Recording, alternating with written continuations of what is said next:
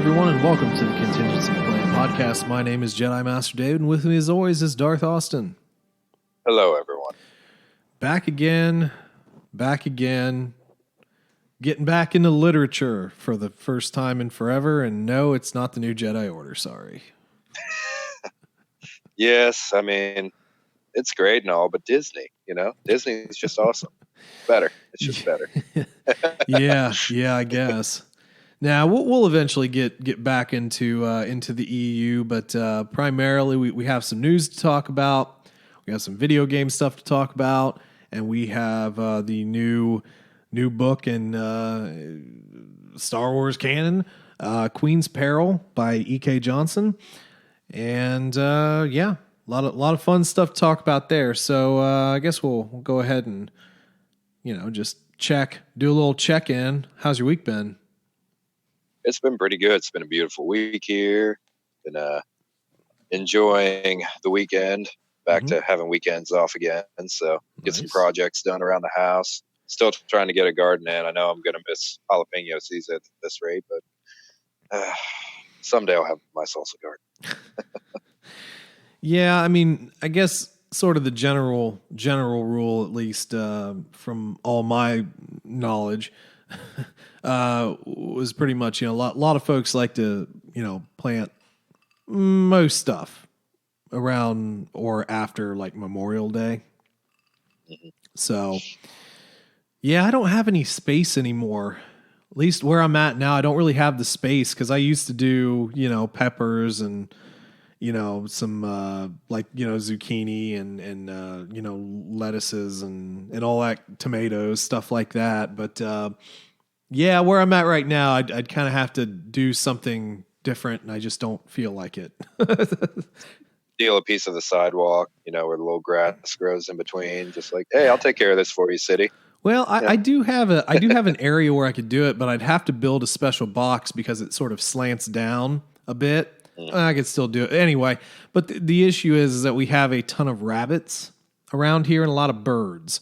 So I'm pretty sure that they would just like peck the living crap out of it. And I'd go out there one day and there'd just be random little tiny bunny bites out of everything and be like, dang, I'm not feeding the wildlife. Carnage. I'd have to really make a little vegetable prison with make it all up high with chicken wire and stuff. Gate. Yeah, exactly. Electric gate. Electric fence. I'd probably do some sort of like raised bed with some, post for some, put some chicken wire and maybe some even at the top so the birds don't get to it. I've seen some gardens and I know this is super fun. Fun for y'all to listen to. Star Wars gardens. But I've seen some where they put like the fake owls or the fake hawks and they just put them in their garden. And sometimes that actually does deter birds. I don't think it always does. And rabbits as well, for that matter. Yeah, exactly. I mean, we kind of grew up with gardening anyway. Our grandparents are big gardeners and everything. So we multiple gardens. They actually had a real food garden, corn and everything. Oh yeah. In a city. Well, they had a reasonably large plot of land, even for a semi-suburban area. So they were able to make an actual large garden with all varieties of vegetables. So, yeah, it was very neat. A lot of work though. Gardening is a lot of work. A lot of weeding, watering, making sure everything gets water. You really have to look at it as a hobby more than just, I'm going to save money on salsa this year, because you have to weigh in what your time's worth, obviously. And if you don't enjoy it, I don't think that anyone can really save enough money gardening nowadays that it's worth the time invested. Yeah, but I mean, it is good to know how to do it. Yes, and it's healthier for sure. You don't have a bunch of pesticides or anything, so that's always nice. Right. Well, that's the other thing too. I mean, no offense to all of our farming friends, because I definitely appreciate it, but there are a lot of farms that do spray a ton of pesticides on their food. And then for shipping, and specifications from stores who order the fruits and vegetables, all the produce, like apples. You get apples a lot of times that have sort of that waxy coating on it, and that's effectively to help, prevent spoilage. There's just a lot in there that's maybe not great, which is why, buying local farmers markets, the whole push for organic foods. I don't think a lot of people understand how hard it is to organically farm, like true organic farming. No pesticides, no anything, insecticides. That's tough. That's really hard to do, especially in a commercial venture. So mad respect to them. But yeah, man, you got to have your salsa garden. That's right. Because I can't find the salsa spicy enough for me. So, I mean, jarred salsa kind of sucks. Like every now and again, I'll find one that's okay, but it's never the same. And you also have to decide on, do you want cooked salsa or raw salsa? Because those are two very different things. When you have it raw, you're going to get all the spiciness of your peppers. But when you cook it down, you're going to lose some of that, and then it's a completely different fire taste. roasted flavor though. So if you fire roast, it's hard to decide. Yeah. Well, that's a generic term in a supermarket, at least. Mm-hmm. It's not always really cooked that way, but yeah. True enough. I mean, but yeah, you can char your tomatoes, you can char your peppers, you can do. I mean, I've done that in restaurant settings and stuff like that, and it's a very different flavor of things. But yeah, they're fresh homemade salsa. Even if you're just buying the ingredients directly from the store, is so much better. I've done that a lot where I've brought in, fresh salsa into the office, and I'll do the super crazy spicy, and then the not spicy, and then the medium spicy. Get your habaneros, or, a really good batch of jalapenos, or some serranos, or, if you really want to get nutty, you can do a lot of other things. Get some, poblanos, get some chipotle. You can do a lot of different stuff. With salsa, and yeah, I mean we've both done that, obviously, and our dad does it as well, so that's where we got it. Yeah, it's just kind of family tradition. Yeah, not a lot of people really make salsa, honestly. Kind of look at you weird if you do. It's like, well, yeah, it's way better. Sometimes it's just easier to buy it in the store, man. I mean, for a lot of folks, sometimes it's just easier to buy it in a store. Yeah. So anyway, I guess we'll finally talk some Star Wars here, maybe. Let's talk about the PS5. Well, okay. That was actually one thing we're going to cover. So we did have Sony's release of the PS5 and some of the games that are going to be coming out on it, or at least some, I guess, pre-release titles. Or I mean, the titles are obviously going to be on PS4 titles as well, yes. But Demon Souls was a big one there that I think a lot of people were interested. I think there were just some expectations, that weren't necessarily met. I know I watched a stream of some guys who were talking about it. Oh, derp. The biggest one probably was a new Resident Evil game. Ooh. Oh, they're doing 8. Yeah. The Village, and it's gonna Chris Redfield. Yeah. So it'll be Chris Redfield, or as some people call him, Chris Neckfield. Chris Redfield has changed so much since we grew up playing the original PlayStation games. It's weird. Well, right. I mean, obviously you have different characters. Leon and who were some of the other protagonists? God, I don't. Oh, you had Jill and Jill, right? Yeah, Jill Valentine. Carlos in 3. You had right. You had Claire Redfield and Leon in 2. Yep. You had Chris in 1. Ada Wong. Ada Wong, yeah. You have the little girl you saved from 2 and 6 now, which 6 was terrible. I don't even. Oh, the president's daughter? Was that 2? No. The Resident Evil 2 was Birkin's daughter. Oh, okay. The guy who made the T virus. Yeah. No, the G virus. Yeah. T's, G's, H's. Who the hell knows what we're on anymore? Yeah, I mean, obviously, you know, I've played a little bit. I've watched gameplay on a lot of them, but I forget. I forget so darn easy. And 7 was the one in like the bayou with the crash ship or something like that, right? That one was kind of went back to its grassroots of yeah. terrifying games where you really didn't have a lot of skills. It was very popular, and weapons. It was actually very cool looking and gross. Some of it was gross, but I think that was kind of the point. But we've been getting remakes or remasters of a couple as well. They just announced 4 is going to be remastered as well. Yeah, which exactly. I'm kind of excited about. Yeah, so I thought it was interesting because even when I was watching the trailer, I didn't think it was Resident Evil. I really didn't. Most people didn't with 7 either. It didn't look like a Resident Evil game. Yeah. And it really doesn't, honestly. It's first person, which is kind of weird. Mm-hmm. Yeah, completely different feel.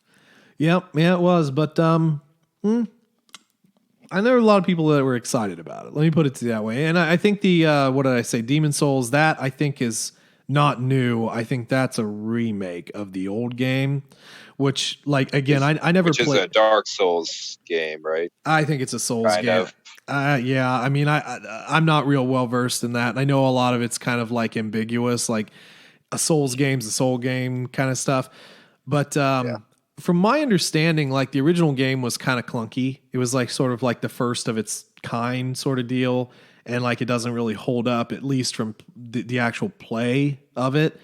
But you know, it looked cool. Like the bosses or whatever they were showing, some of the bad guys looked really neat. So yeah, I mean that should be interesting. I'll probably never play it, but I'll watch somebody play it on Twitch or something like that.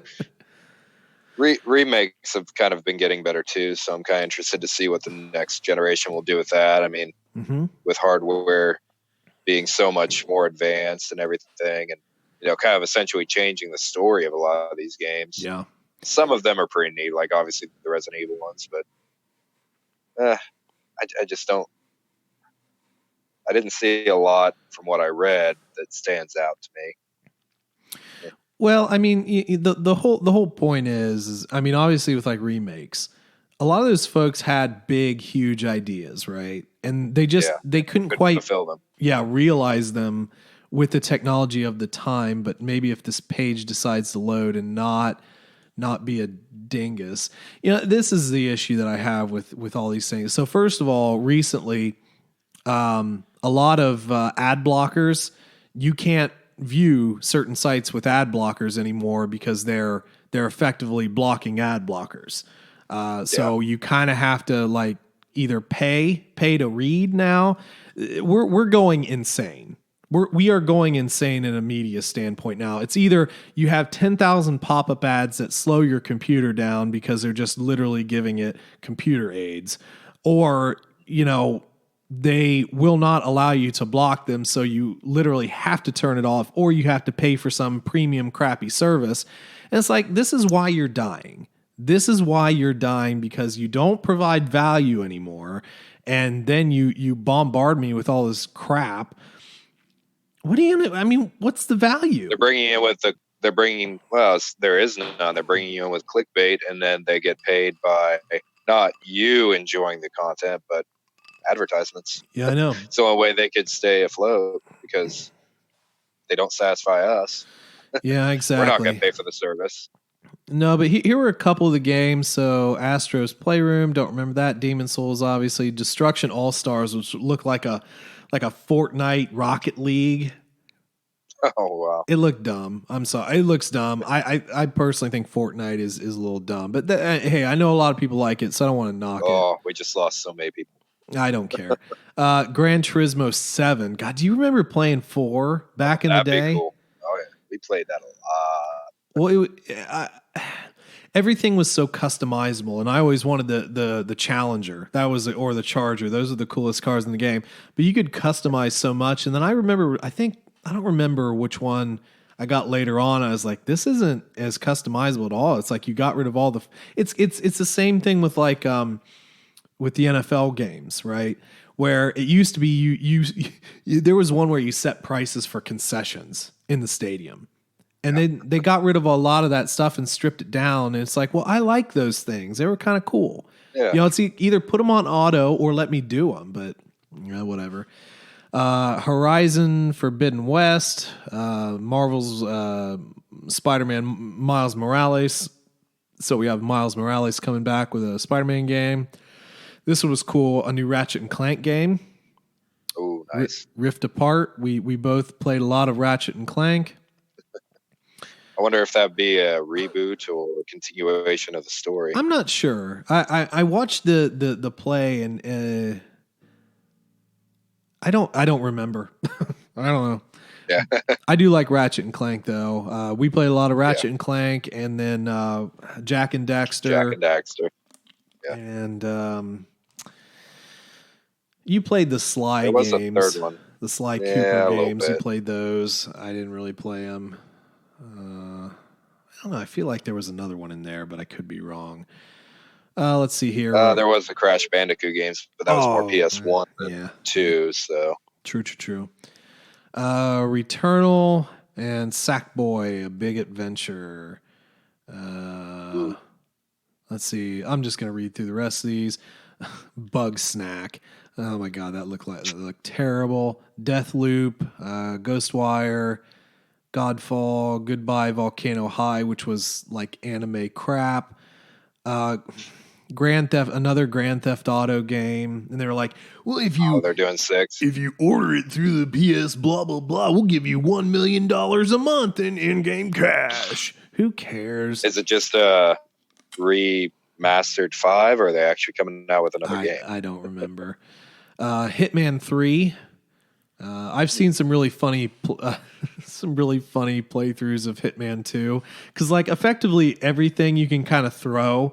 So like the Djibouti Studios guys, the Djibouti show, you find them on Twitch. They're reasonably big. I've watched them for a long time, but one of his favorite things was like the screwdriver, and like you just chuck it at people and it kills them.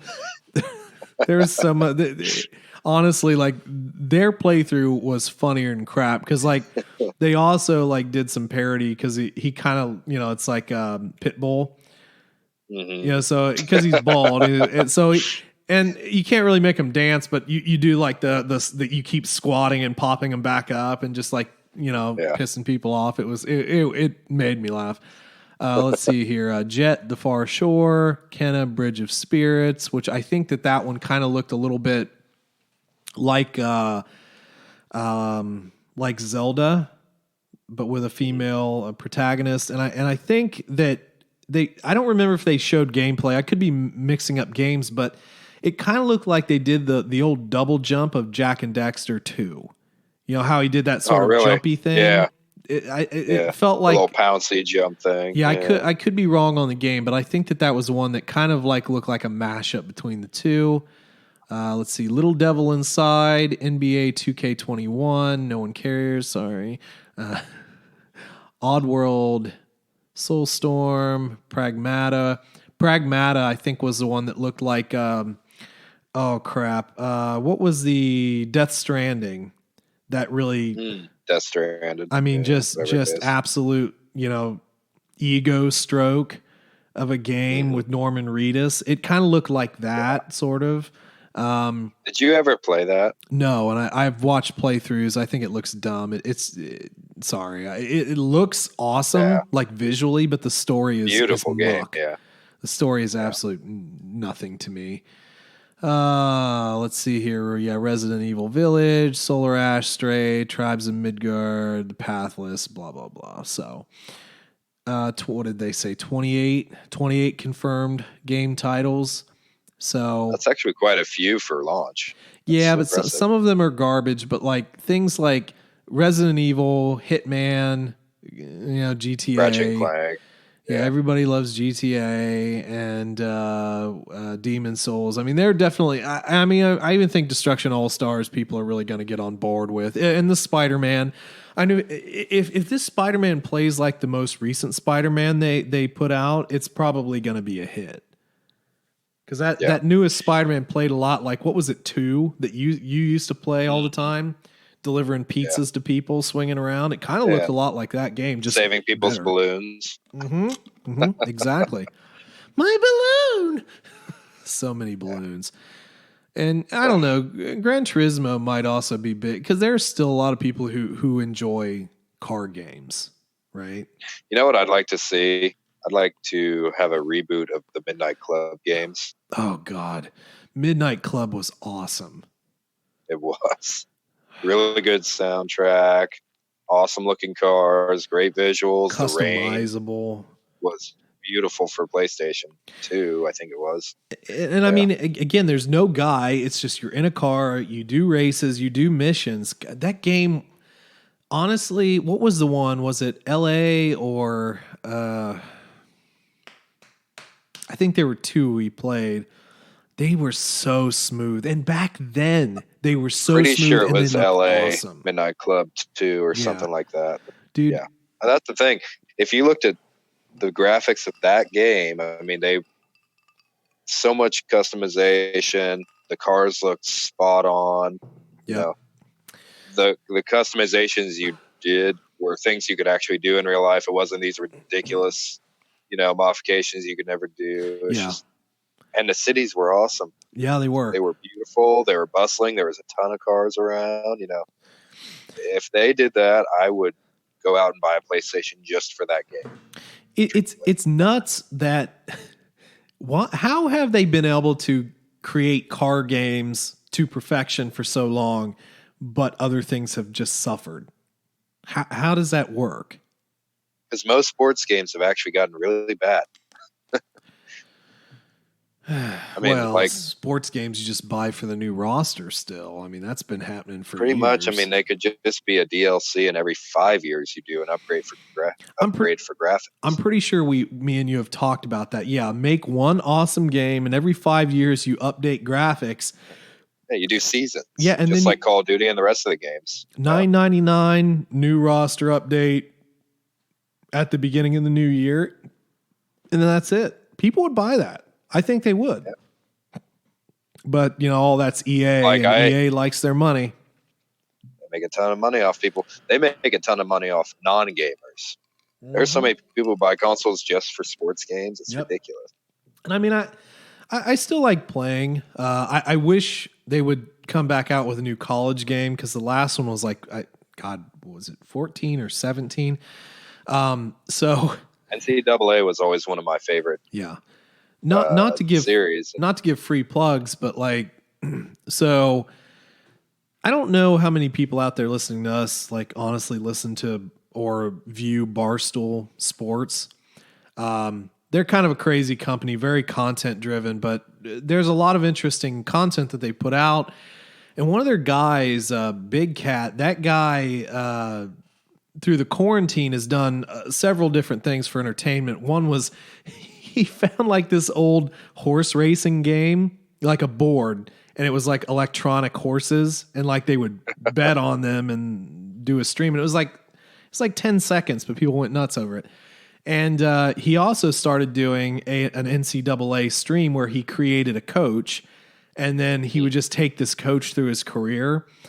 So right now he's currently the head coach of Tennessee, and he just lost the national championship. So he came back, but he constantly is switching schools. So this is the first time he stayed at a school for multiple years and recruited people. But anyway, it's just it's an old NCAA game and people are watching the living crap out of it. I think one of his streams had 100,000 people watching, or I could be exaggerating, 70, 50. I don't know. That's a ton watching an old NCAA game. For what the content is, yeah. But they do. Those old games were it's fun. Full of content too. Yep. I mean, you remember you could create your own college. Yeah, I did that more than once. We did that a ton, and it was kind of broken because you could just literally have a juggernaut college. Everyone would be perfect. It was very broken, but it was still fun to make your own college. You could make your own color scheme for your uniforms and everything. You could have the mascot games where everyone was just mascot. I mean. It was a lot of fun. Yeah, you got a lot of value for what you paid, and that was a $40 game back then. Yeah. Yep. No doubt, man. So, that's PS5. We also want to talk about a more relevant game to what we're talking here. Now, unfortunately, we are a day away from the actual like release of a trailer. So it's not available, and we're recording this on the 14th Sunday, dropping it on the 15th. The 15th, the trailer will drop, but we have Star Wars Squadrons that popped up on Twitter. I actually have that the article pulled up for that. So EA has announced this finally. So obviously they're releasing the trailer tomorrow. Mm-hmm. Leaks on the Xbox website, spilling the details faster than a group of Bothan spies. So it was first leaked on PlayStation Network in March, I guess. Yeah. Well, it was called Project Maverick. Yeah, I think we actually talked about that. Yep. Yeah. This is going to be a big game for us. We played a ton of the space battles on Battlefront. Mm-hmm. So I'm very excited about this. We're going to have a lot of iconic battles. All the ships that we love are going to be there. This is going to be probably, for me, more exciting than Battlefront. Well, and I did see some folks on Twitter kind of like complaining a bit. It's like, why are we getting this? Why can't we get something better, than Battlefront or better for Battlefront or like a new Battlefront or something like that? But like, honestly, I think it's good to kind of get, like all new things. And like, obviously we don't have a ton on what this is going to be. It could I don't know. Is there going to be a story? Is it all going to be online multiplayer? Is it going to, have, missions and stuff and a storyline? I don't know. But it is. I don't know if it's rumor or actually confirmed, but it should have a story. But it's going to be very focused on multiplayer, just like Battlefront. Well, and that's the thing is like Battlefront's story was not long, but it was an awesome story with Iden Versio. So I don't know if I don't know. We still have a little bit to wait. I will definitely be watching the trailer, and then I think let's see, something about being in an EA Play event on June 18th. So maybe get some gameplay. I would assume, or at least hopefully, and not some simulated crap. But yeah, the official like Twitter was pilots wanted. Tune in for the reveal trailer on Monday, June 15th, 8 a.m. Pacific time. Yeah, and I think the biggest question, at least for me, is are we going to have a integration with Alphabet Squadron? Are we going to... That's what I was... Yeah, exactly. ...play as them, or if the story is maybe going to be based around them. It'd be a really cool tie-in with the book coming out. I think they'd be coming out around roughly the same time. Yep. The book coming out a little bit sooner, obviously. But that would be really cool. I would love to be able to play as all those characters, and it would be a great way to introduce all the different ships in a tutorial, even if nothing else. So, yeah, I really don't know. I will say this though: EA and Star Wars games, though, they took a beating with Battlefront. Unfortunately, with all the pay to play and the stupid loot crate things and whatnot, people were literally calling for Disney to pull their license and say no more of this crap. We gotta get it away from them. I don't know. It was the most expensive game if you actually paid to unlock all the content that has ever been made. Yeah, I never did. I just played around with my heavy gunner and got into multiplayer stuff, and it was fine. But again, it's value for money. That's what people want, especially coming off of what we're honestly still going through with this quarantines and everything. There are a lot of people without jobs, man. So yeah. We got to recuperate some stuff, and people are really going to start looking at value for money right now. But again, a lot of the complaint was why isn't this just Battlefront? Update the missions. Why do we have to have this ridiculous amount of grinding to unlock everything to force us into paying to even play? Because everyone else who's paid to get these characters and upgrades are just demolishing everybody. So yeah, no doubt. It wasn't a fun environment for people who are more competitive. Well, exactly. But I'll tell you and what. I feel like you could run into the same thing with this style of game, though. That's true. My biggest fear. My whole thing is that obviously with Jedi Fallen Order, we realize that you can put out a top tier, simply a story driven Star Wars game again. You can do that. Yes. And I think we're definitely with great success, because that's why we're probably going to get a second one. Exactly. So definitely probably a second one there, but there are other stories to tell. But there are also things you could remaster as well and get those out there. Ton of old Star Wars games you could remaster. You could do a complete KOTOR. Yeah, KOTOR obviously, or like a complete remaster of both Unleashed games. I don't know. You could do a lot. There was Commandos. Yeah. Jedi Academy.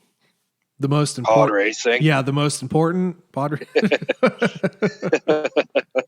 Customize your pod racer. Race against your friends.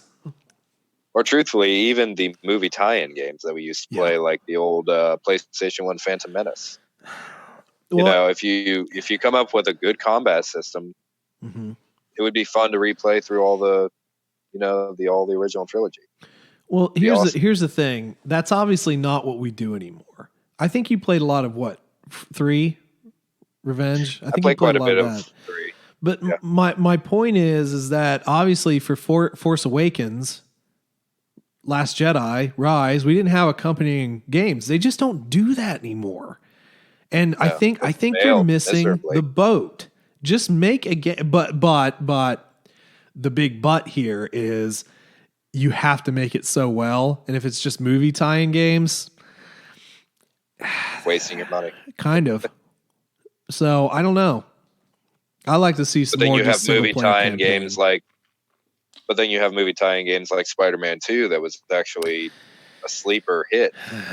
Yeah, Spider-Man games I think are a little different though.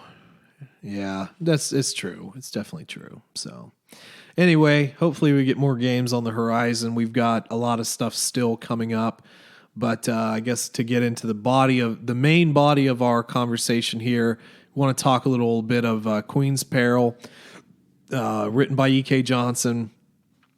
And we both really enjoyed Queen's Shadow. I think, again, I've stated that's probably one of my, if not my favorite new canon book. So when this was teased out that we'd be getting Queen's Peril, I was excited. What was your level of excitement when hearing this was dropping? Way higher than when I heard about the original. I won't lie. Yeah. When I first, read the description and everything for Queen's Shadow, I'm like, okay, well, I guess this will be okay. And then my first 10 minutes in, I'm like, they're talking a lot about clothes. This is, I don't know.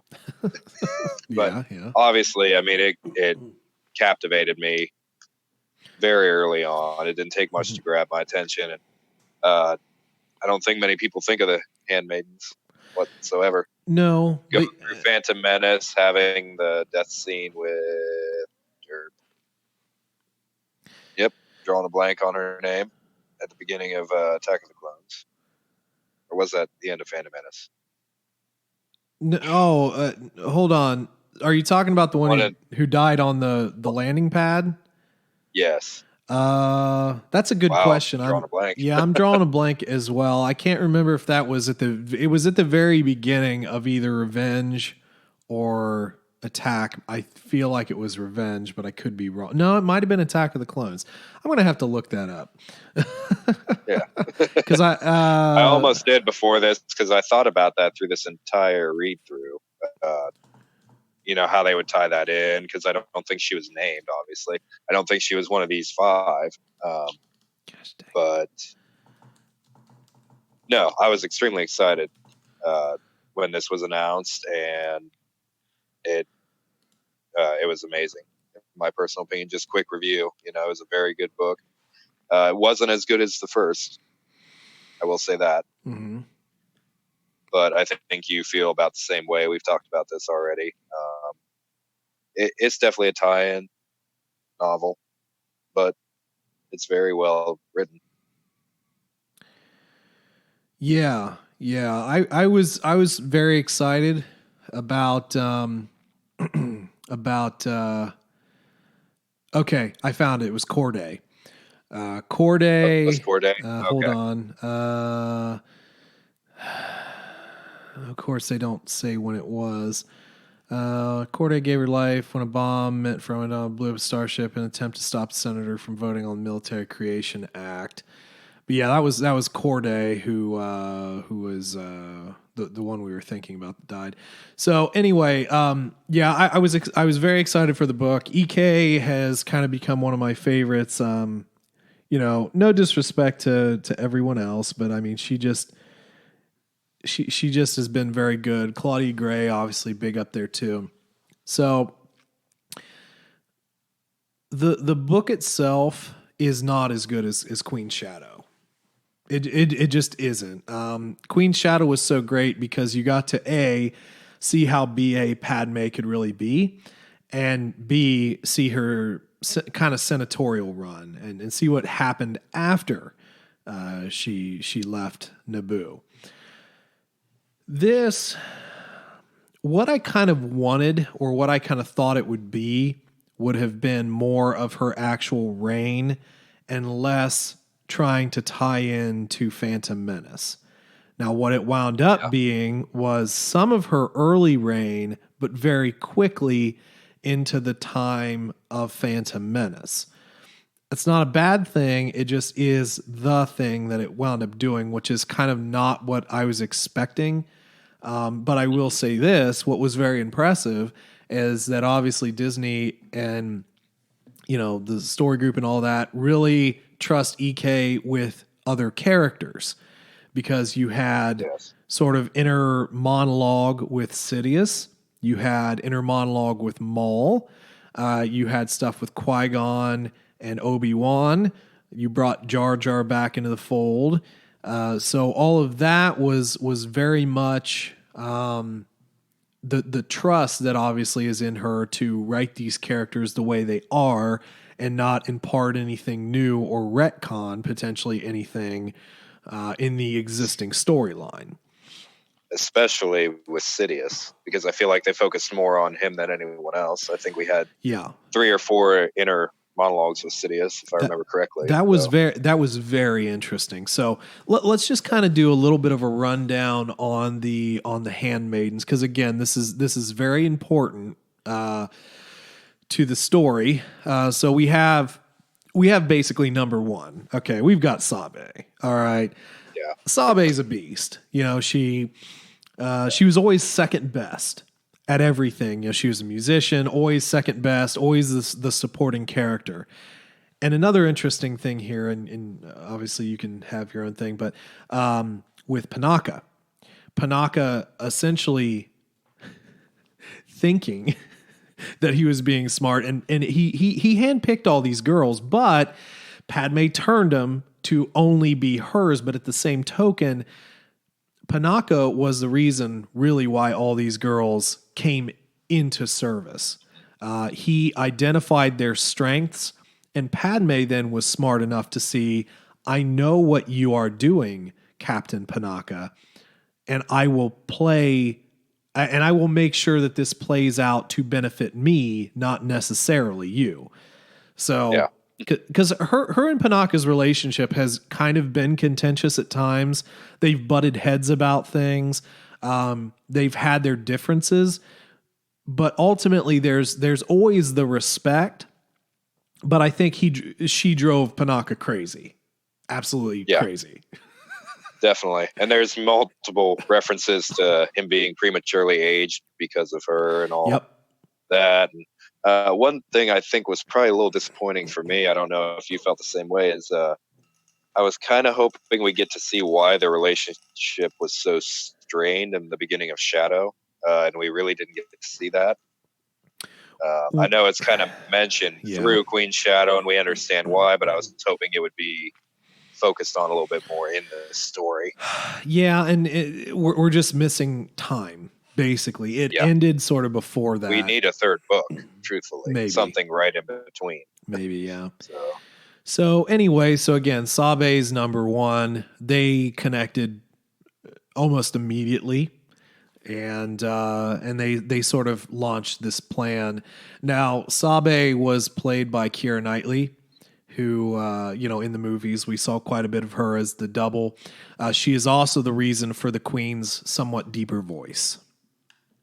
So I thought that was kind of neat. Then... And it's even mentioned that she's most beloved throughout the book. And she's number one. Always second best to her brother. So I thought that was kind of a fitting way they did her story.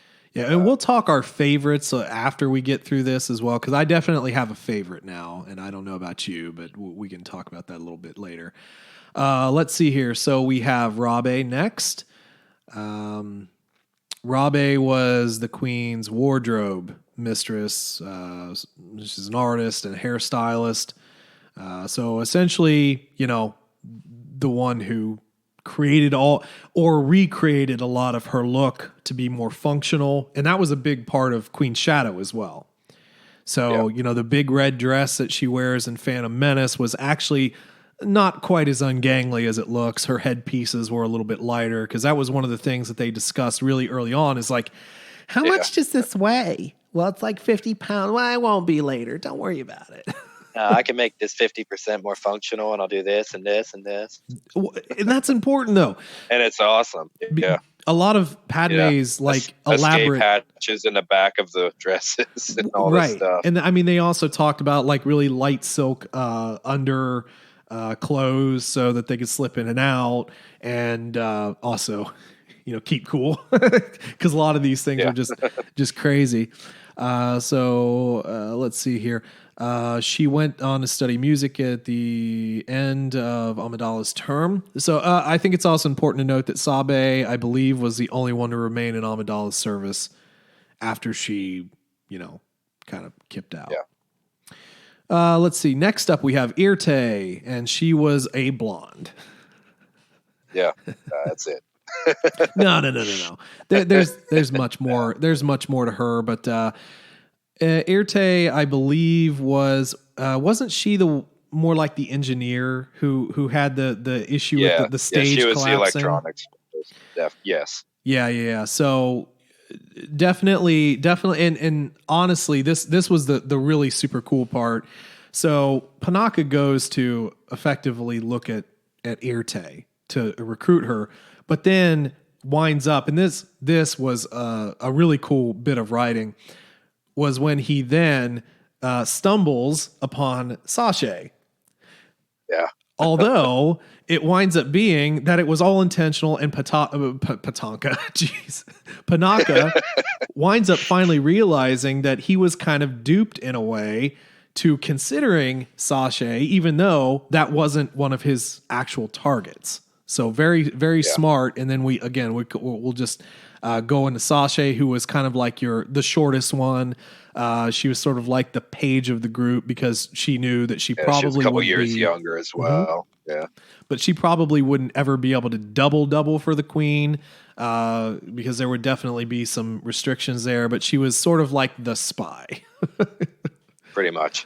No one pays attention to me. You didn't even realize I was here. Right. But so cool. Then we have Yane, and let's see here. She sews. She just sews things.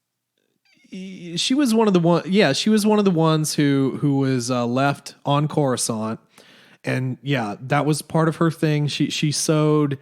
Made all the ballistic fiber clothing that would actually protect them, fireproof, and.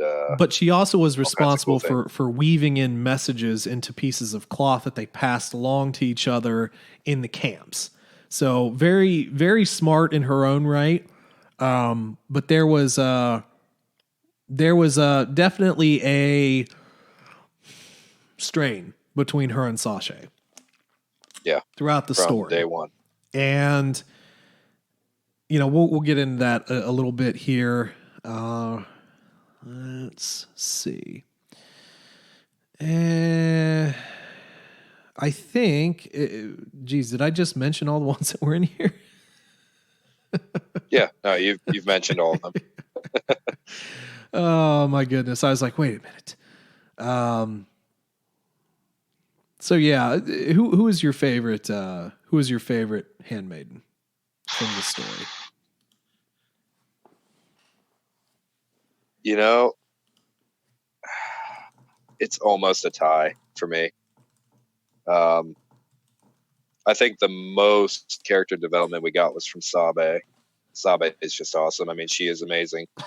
But honestly, with what she went through, I might have to say Sasha. Mm-hmm. Yeah, I actually 100% agree. I think you know the thing about Sasha is she was always the one who was overlooked, right? The smallest, potentially the quote meekest, you know that you could potentially say, but she was incredibly smart. Probably one of the smartest ones. Definitely brave. She was also tortured by the droids, the Nimordian in charge in the droids, because she was caught with a piece of the cloth. And the Nimordian in charge did kind of discover that you're passing messages. We just don't know how to crack the code. And yeah, she was never tortured. could. Nope. But she always held her head high and did her duty. You know, she was very strong. Yeah, she never complained about, you know, what her role was. Her bravery during the occupation is probably why I think she's my favorite character, honestly. Very much, yeah.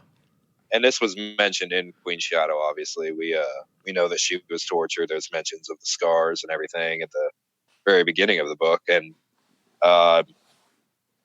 in a weird way, I was kind of excited to figure out what happened. You know, and I do think that it was a rough part of the book, especially the audio book. Yes, because of certain sound effects, and I know that you listen to it as well. So for people who listen to the audiobook, you know what I'm talking about. Yeah, that was probably one of the most gripping moments in the entire book for me. Well, they edited in Sasha screaming. Yeah. So what during the torture, and that was part of the thing is that, you know, you have Panaka's wife, and I'm sorry, I forget her name. Mariak, thank you. Who was in the camp along with several other the guard, and you know they kind of grouped him that way. But yeah, they all heard it. They all wanted to help, but they knew that they kind of couldn't at that point because it would put a lot of people in danger. So, and it would make it all essentially for nothing that she was going through all that torture. Yes. So. Let's see here. Let's talk a little bit about the Palpatine arc, I guess. I did think it was kind of funny the whole him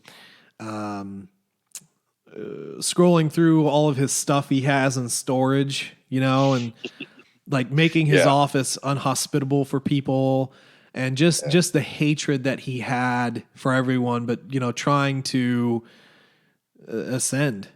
You know what I mean? Yeah. To put his plans into place, and also really underestimating Padme. And he even says, I can't underestimate her again.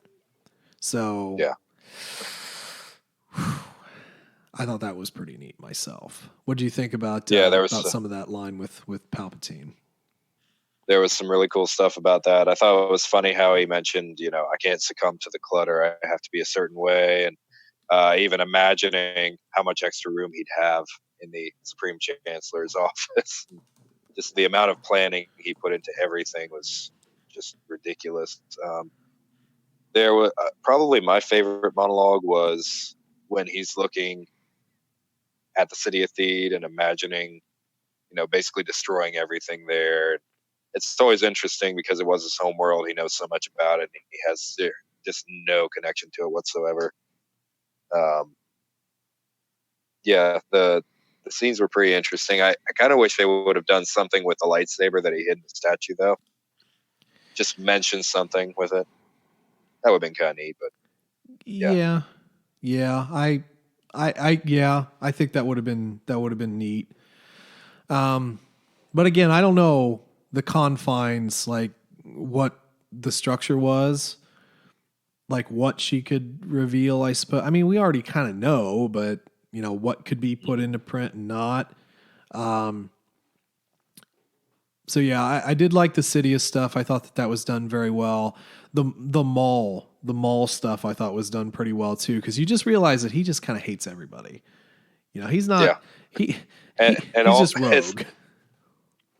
Well, it's even kind of funny. They mentioned, you know, he's very well trained in anger, but actually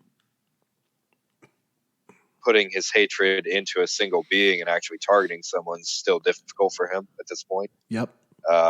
And all of his preparations for the battle with Qui-Gon, I thought was really cool to dive into that. All the planning he put into that. That actually is a good point, because he did specifically want to go into that room for the final battle. He wanted to split up Obi-Wan and Qui-Gon to face them one-on-one, and by using those energy shields, he planned that. And that wasn't necessarily something that was mentioned in episode 1. Yeah. So yeah, I thought that was actually a really great piece of storytelling to get that into print for sure. Yeah. Also, we have some monologues after Qui-Gon's death, obviously, that were I really appreciated that as well. Yes. Yeah. And during the cremation scene. I mean, I know that obviously Padme had some disagreements with Qui-Gon, but the respect that all of Naboo showed him at the end was very, very touching. You know, even the Jedi were gone and everybody was gone except the Naboo, and they were all there and waiting till the final ember went out. So that was actually very, very, very, very neat. Yeah, and they even there's a little part where Padme even says, "I'll always have this whole, this bit of regret not being able to thank him for all that he did for us, and let him know how much we appreciated him." So it was cool to see how much she really respected Qui-Gon, because obviously she never mentions him much in the movies or the books afterwards. So right. And of course, the best parts were the little Annie scenes. Well, there was the one part where, I think it was to Sabe, where he says, basically like, thank you for protecting her and all that stuff. And I thought that was very cool. That touched them. They felt that connection, I think, even with Anakin. And again, and this is difficult with the movies, but you got to realize that all these girls are 12 to 14 years old. Yeah. And it's very easy to forget it through this book as very well. Easy. With how they talk and act and strategize, how intelligent they are. Yeah. There's not much. They aren't naive in any way. They don't prodigies. Really show it. They're all prodigies. Yeah. And like, that was something Tanaka even was like, am I going to like be outsmarted by another like kid today? Yes. Yeah. Yes. More than likely. More than likely, several times over, bud. And even like when they were like trying out some of the doubling, you remember that scene in the hall, like they were just going to the library and like they kind of fooled him, but kind of didn't fool him type of deal. Yeah. I thought that was kind of cool too. Yeah, same here. And when they sneak out for the party, that was yeah, and you know funny. What? That was so teenage, and I think that there are a lot of older people that might read this and think it's dumb. But if you really think back to your younger years and like wanting to have fun, it was something I think everybody did. Like they kind of sneak out or like misrepresent where they're going to be and go do something fun. And they're gonna want to do something fun. Like Padme gets was it like a glow stick all over her or something? It's all over me. Yeah. So it was a little bit of funny. How am I going to be queen tomorrow? They're going to see. I'm going to get caught.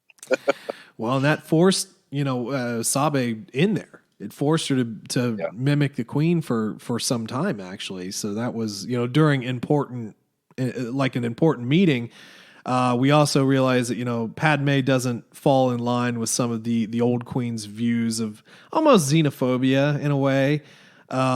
She wants to open up relations with the other planets in the system and invites a lot of people around. We kind of get Sabe's relationship with, what was her name? Harley, I think. Yeah.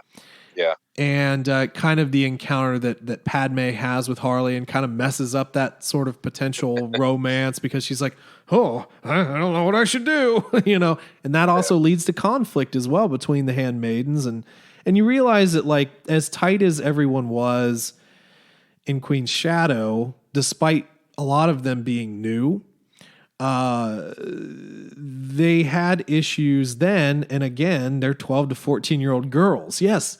They're even 12 to 14-year-old kids are going to have that considered, problem. 12 to 14-year-olds who probably have pretty decent-sized egos because, again, they're prodigies. Well, I mean, that's just kind of a thing about Naboo. I mean, that just seems like what they are. They just excel there because their society allows them to do that. Yeah, exactly. Yeah, they're actually allowed to cultivate something they care about, so they're going to do much better than someone who's just thrown into a trade. There was quite a few mentions, and I really liked this because it kind of showed the struggle of the relationship she had with all of these handmaidens. There's mentioned a few times where Padme's like, well, I kind of want to ask as a friend, but I might have to throw down the trump card of being queen and force them to tell me. I don't want to, but yeah. And well, there's also, the understanding that, I might have to order you to your death. And even with in Sabe's case, she's like, yeah, and I'll do it too. And I know that you could never do it for me, and I'm okay with it. Yeah, and that's a tough realization. It's like, obviously they're friends, but I can't throw down my life for you because I have to be queen. But you might have to do that for me, and sort of being okay with that that's a heavy load. That's a heavy load to just have as a kid like that. Like, do you think that most kids nowadays could even comprehend fathom? it? Yeah, exactly. Fathom that? I don't think they could. Not today, at least. Let's see here. We do get a little bit with Governor Bibble as well, doing governor things. Bibble's such a goofy character. However, they do have parts in here that show him in a very positive light, kind of covering for the queen and sort of like and keeping conversations going. Very smart ways as well. Yeah. Yep. Because he even argues with her in one conversation about how to feed the planet during the drought, or there was definitely definitely a lot with that as well. How, should we harvest all this grain, or should we let it rot in fields for next year, and blah, blah, blah. Obviously a lot of that, comes into issues with the blockade that begins in episode 1. And it kind of, unfortunately, this is kind of the plan though, this is all in the plan. Yeah. But yeah, Bibble is not a bad character. He's just kind of, okay. Even when we see it in episode 1 where he sends the message out, right? But he uses certain language that is given to him by the handmaidens. So I thought that was cool too, that it's kind of an alert to Padme. Because even when Obi-Wan's like, it's a trick, don't send a reply. And they're all like, yeah, we know, dude. We have like secret language. I mean, we're not dumb. So I think that was actually really cool. And, Bibble's kind of in on it a bit as well. He's not right. Dumb. He's simple. He's kind of a simple politician guy from a planet. You know what I mean? Yeah. Let's see here. We get a little bit of Viceroy action as well. Yep. Newt. Yeah, the Neimoidians. I mean, my God. Palpatine hates them. Now that's another thing we didn't really say. Him talking about all these people as pawns, and how just irrelevant they are, really, to his plan. Yep. And they even mentioned that with Maul, because up to this point he basically only employed people who were too stupid to think on their own and just follow orders. Yeah. Now he's struggling with releasing someone who could mess everything up. Okay, let's stop here and let's talk about one very important thing that I just remembered. Darth Maul. Darth Maul hates Jedi because they didn't find him. Yeah. Darth Maul would have been Jedi Maul. Yeah, pretty much.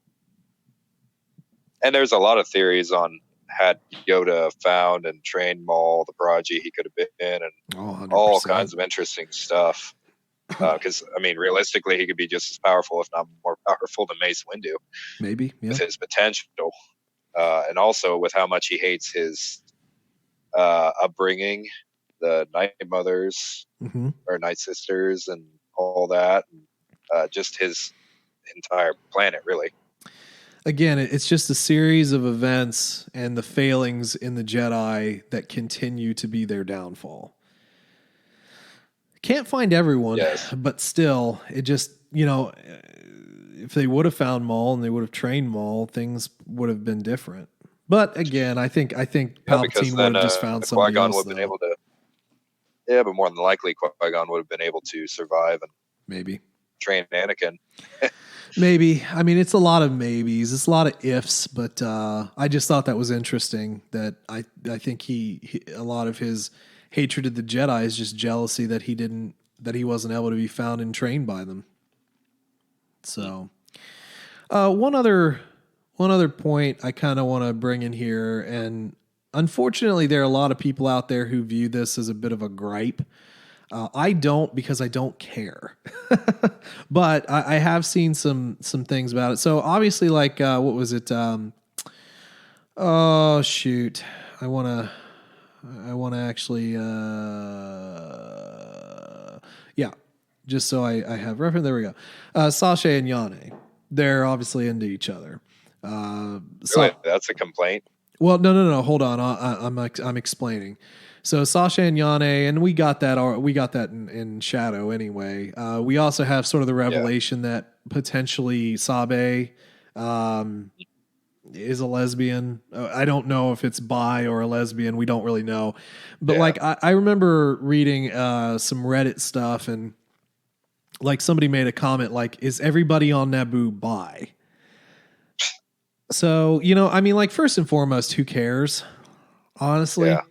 I think it's still a little bit of a Stone Age viewpoint, but like, obviously we have bisexual people, we have, homosexual people, we have heterosexual people. It just doesn't really matter. But like, I think representation is, can be a very important thing. 'Cause like, literature has to be for everybody. Like, everybody should be able to find somebody in literature that they love, that they connect to. And that's a lot of the point. And you can explore characters a lot deeper in books as opposed to movies, because you have much more time to cultivate characters. So there's going to be someone out there who is gay, and they're going to see these characters like, well, yeah, they kick ass. They're really cool. They're an integral part. And why people have a problem with that, I don't know. It just, live and let live, man. And honestly, it wasn't much of a focal point. They didn't make a big deal of it. It was just a part of the story, just like everything else. I mean, it was kind of brushed over as quickly as Alphabet Squadron, when you think about it. True. Yeah, I mean... it was actually more tasteful than Alphabet Squadron, I thought. It was very well done. Yeah, I think that, a lot of people are just sick of folks trying to push agendas on them. The issue is that what I think people actually have an issue with is just all the political agendas. This interpersonal stuff shouldn't matter to people, but you have all the news agencies who don't really act like news agencies anymore. They're just like pushing stories, and like we talked about, clickbait is so prevalent. When we actually have people just trying to be people, there are a lot of folks that just get really irritated because it's like, well, that's not me. It's like, well, who gives a crap? There are people that aren't going to be you, and they need their characters too. They need somebody to latch onto. Like, for me, it was Qui-Gon Jinn.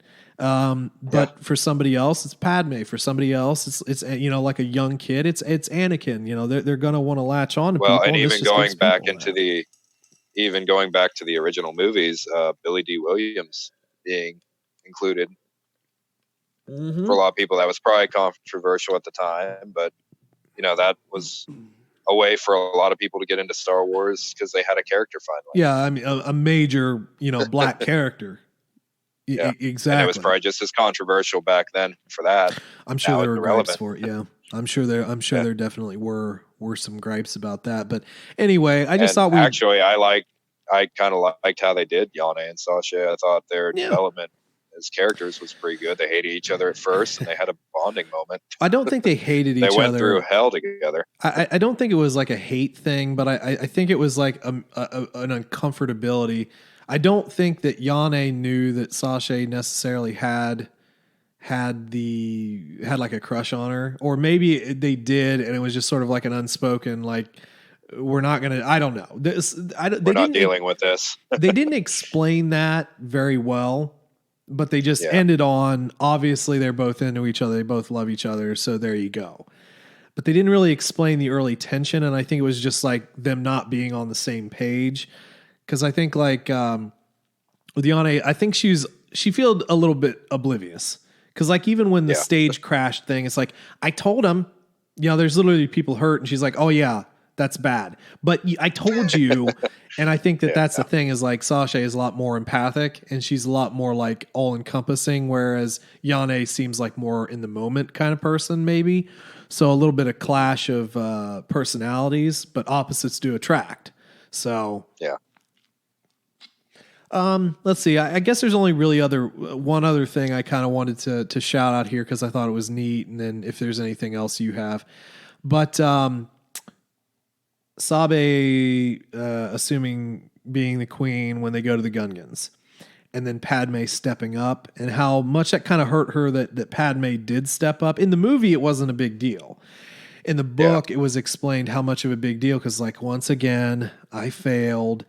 But she did get her redemption, and we see this in the movie too, where she distracts the droids in the throne room. It's like, oh no, this is another decoy, when they saying that to Padme, when it actually wasn't, and they were able to fight their way through and get through things. So that was a lot bigger deal than what it was portrayed in the movies. So I'm kind of happy they did that. Albeit, again, where I wasn't really shooting for this book to be a tie-in to the Phantom Menace, but it was. Yeah. I mean, honestly, for tie-in purposes, they did a very good job. I didn't think they'd go as far into it as they really did. I didn't think they'd go all the way to the end of Phantom Menace. I thought they'd tie into the very beginning or halfway and just cut it off. Yep. But they still made it their own book, regardless of that. I do feel like because for me, I was more interested in the character development of all the handmaidens more than anything. I think most people were too, going into this, getting to see how they were all recruited, got their names, all that, their personalities. But yeah, I was really happy they put so much effort into the Gungan portion of it. That was a pivotal moment for Sabe, and she really did, in my mind, everything she could, and even Padme reassures her of that. Yeah. So, no doubt. So, anything else we need to point out about Queen's Shadow? Queen's Peril. Wrong book. No, let's just talk about that. I don't know. I guess if nothing else, the interactions between, of course, Panaka and his wife, they were always very well done. I thought that was really cool, and it's a bizarre setup. They're both essentially captains of the guard in a way, and they literally have no time with each other, but they're so comfortable with it and just fine with how their lives are. It's strange, but very interesting. Yep. And Quarsh was always kind of a character overlooked in the movie, so it was kind of cool to see some development for him, see what kind of person he was. Yeah, I know. Cool character, maybe a bit high strung, but for obvious reasons. I mean, it kind of has to be. It's understandable. But I thought it was neat that he obviously had a plan. Now, again, as we said, did Padme make her own plans? Yeah, absolutely. But he put all the pieces in place for Padme to effectively have all that she needed to be safe. Yeah. Also kind of interesting to find out that him and Palpatine kind of had a bit of a relationship. They were good call. Friendly to each other. They were like kind they of were wonder. Friends. Yeah. That's kind of weird. Kind of hard to imagine that. I'm hoping there's another book just so we can kind of see why. I just had, sometimes when you start thinking of things and like you get a picture in your head, all I thought of them is just like singing "My Endless Love" to each other, like in Happy Gilmore in the ice rink. My endless love. Sorry, that's really stupid. I'll have a calm from Palpatine. Here's the thing, though. And then they just start singing it. Here's the thing, though. It actually makes a lot of sense when you think about it. Palpatine hates everybody. Panaka is kind of high-strung and sort of probably also is just suspicious of everybody.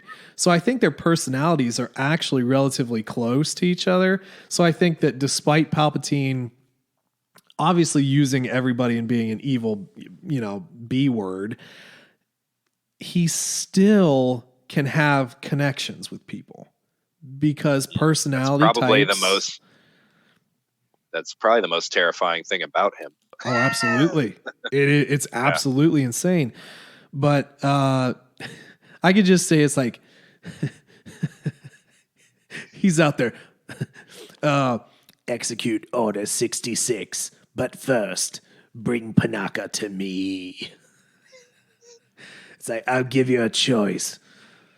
You can be my friend, or you can die. That would be kind of cool if he had ended up being his royal guard. Oh my God. It's kind of funny how Marriott kind of teases him on that too. It's like, oh yeah, go ahead, talk to Palpatine at 3 a.m. Go ahead. I'll just go to bed. Go in your man cave, talk to your friend. It's fine. Eat your fruit. Just make sure to eat something. You haven't ate in 25 days. Oh my goodness, yeah. Let's see here. Well, okay, so here's the thing, and this is why sometimes, like research is good. Panaka was a Moff. Oh, really? Yes. Did not know that. Panaka's loyalty to Palpatine was great. Still, he was a good man as anyone in the Emperor's inner circle could ever be, and much better than most. Panaka was an option. I wish I could. So that was one of the Organas talking about that. So let's see here. I'm just wikiing a couple of things. Supreme Chancellor abolished Republic, replaced the Galactic Empire. We know that. Panaka remained loyal to the newly anointed Emperor and was made the Moth or governor of his native Chamel sector. Once in office, okay. So yeah, I that had caught my mind and it just restarted. So I wikied it as you were talking. But because I remember something with Guerrera, because Guerrera actually was trying to assassinate Panaka. But yeah, he was essentially the Moth or the governor, depending on how you look at it, of the sector that housed Naboo. So he was loyal to the Emperor. I think that was one of the sort of the sticking points of certain things. I don't know if he knew how Padme had died though. Didn't seem like anyone from that group really did. Obviously, none of the handmaidens did, but that would be interesting to find out if he knew that, if it affected him at all, and really how he was as a Moff, how he took care of his people. Yeah, 'cause I feel like he, regardless of that, he's still a man of honor, and he still would be much better than most Moffs. Yeah, so let's see here. A little bit further, Panaka came to suspect that Organa, Leia, was in fact long-lost daughter of the late Amidala, which she was indeed, although Moth intended to warn the Emperor of his findings. As soon as the visitor was gone, he did not have time as bomb exploded, destroying the building and killing him. Ah, interesting. So, no, you know what? Panaka is not a good guy. Okay, he was going to warn the Emperor that Leia was probably Amidala's daughter. I don't think he was a good guy at all, but he was killed in a bombing. that was planted by Saul. Okay. Yeah. Oh, so he was successful. Okay. I'm glad we looked this up because that's very interesting. Very interesting. Dang. That just makes me wonder more about why they disagreed. I wonder if this is canon that they had. No, it says it's canon. Dang. Panaka, what happened to you, man? I wonder what happened to his wife then during all that. Okay, let me just look. Killed by the Emperor just to bring them closer together. Yeah, let me look her up and we'll just make an episode of it. The Darth and Masters, learning about Star Wars. Things that we should already know but can't keep in our head. Oh, goodness. I have so many people screaming right now exactly what happened to both of them. I can't remember everything in Star Wars. It's absolutely impossible. It's too much. There's so darn much that there's really nothing. There's really not much about her in the wiki at all. Very interesting. To just the books then?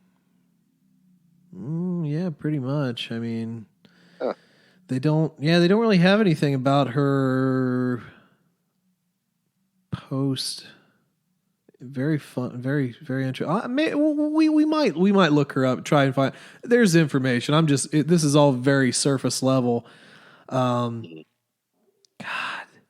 this is actually very depressing. Because, like I said, now that I'm reading it, it's like, yes, I totally remember this, but there were a lot of people that joined the Empire that didn't think it was a bad thing, that came out, the Separatists, and did believe of the Jedi. Because even then, Panaka wasn't really a huge fan of the Jedi throughout the movie. But nope, that's how he ended. He was a Moff and still loyal to the Emperor, and was, at least by what I'm reading, was gonna tell the Emperor about Amidala's daughter that he now suspected. I guess they came on a diplomatic mission. Dang. And then he was killed in a bombing by Saul. So yep. Maybe we should thank Saul a little bit more. Saul. Better call Saul. There from the beginning with a bomb. I guess this was something. Wow. Here's a little factoid. So apparently Claudia Gray considered making Panaka a member of the rebellion, but she changed her mind after Pablo Hidalgo reminded her that Panaka became a Moff loyal to the Emperor Palpatine and the Legends continuity. A great detail that she believed deserved to also be included in new canon. So you can thank Pablo Hidalgo for that. Just saying. And that can make you feel a lot better knowing that even Claudia didn't remember that. Well, okay, so here's the reason for my gap. I never read Leia, Princess of Alderaan. And I think we really should at some point. But I guess that was kind of where this all got put into canon was in that at that point with Claudia. So that's obviously a gap in our knowledge because we haven't read that. I've meant to, I just never did. There you go. She was gonna write him in the rebellion, and then Pablo came in and said, "Oh no. Let's stick with some legends here." All right, Pablo. Thanks, Pablo. Appreciate it, man. You're a good guy. Well, it would be a logistical nightmare to be a writer now. Oh God, it'd be terrible, dude. Actually, it would have been worse back then when Legends was still continuity. It'd be so horrible. I don't even know. The research would take longer than the actual writing of the book. Good God, you're right. It's so nuts. Well, anyway, have we hashed out everything we wanted to here for I think so. For our Queens Peril run through? Good book. And very well done by I'm drawing a blank on her name that reads the audio. Oh my God. The audible version. No, don't do it. Don't Google her. Yeah, it's bugging me. I always forget her name too. I mean, she voiced Padme Search computer. Oh my goodness, it doesn't want to search now. I hate the internet. I hate the internet. Oh man, we're so. Does Audible just show who reads? Yeah, it does. It that's what I'm trying to get to it. Catherine Tabor. Yeah. So yeah, she does a great job, and I like her voices. Mm-hmm. Yeah. So even her Palpatine voice and her down with voice and all that. Yeah, I'm fine with it. Yeah, no, she does a good British evil voice. It's cool. I like hearing different people's interpretations of folks. So no, but I want her to do Rail Averos. See how she would do old Rail. Dude, let's not even do that. Let's not. Okay. Let's not even do that. You know, the remarkable thing is she actually does look quite a bit like Padme too. Really? Yeah. Nah, but she voiced Padme in the Clone Wars. Oh, also voiced Princess Leia in Force Unleashed. Oh, really? And a character vet in The Old Republic. Mm-hmm. Very good. Very, very good. You remember all this stuff? Yes, Force Unleashed, where you got to have a lightsaber duel with Princess Leia. It's amazing. Did you like Force Unleashed? You played it. I know you played it. I did. It was a very good game. Didn't play as much as the second one, but the first one was perfect. Okay, all right. We need to stop right here. Okay, we can't be looking more stuff up because then it's just gonna. Why were you about to look something on Force Unleashed? No. Sure, you were looking up that battle scene that I just mentioned, didn't you? No. You're on YouTube right now looking up that battle. I'm not anymore. I know you are.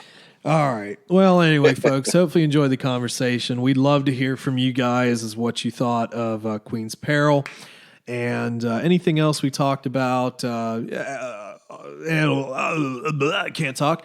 And anything that you guys think about the new Squadron game potentially coming out. And I don't know. We'll probably talk a little bit further about that next week once the trailer releases.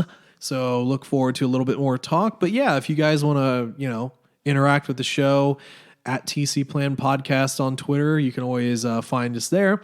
Find us on Facebook, send us a message, or you can email us at tcplanpodcast@gmail.com. All of this is in the links in the description or in the description. They're not links, but all the information is in the description. This is not YouTube. Do not punch that notification bell. Or, well, you can. We are on YouTube as well, but that's just audio. So anyway. But are we really on YouTube? I mean, the things post on YouTube. We're certainly not on the comments of YouTube. Yeah. That's where you post all the bad ones. Yeah. So anyway, folks, thank you very much for stopping by. Hopefully you guys have a great rest of your week. And as always, may the Force be with you.